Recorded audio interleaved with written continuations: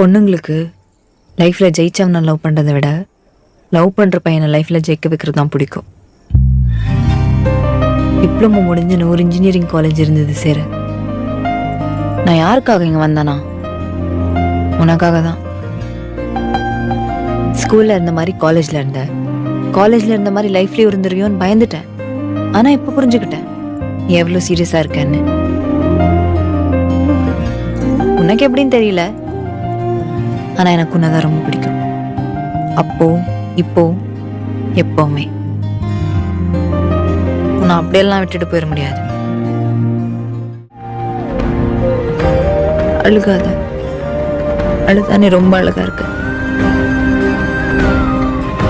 போய் சொல்லிட்டேன், நீ சிரிச்சத அழகு. உன்னை எப்பவுமே சிரிக்க வச்சு பாத்துக்கிறேன்.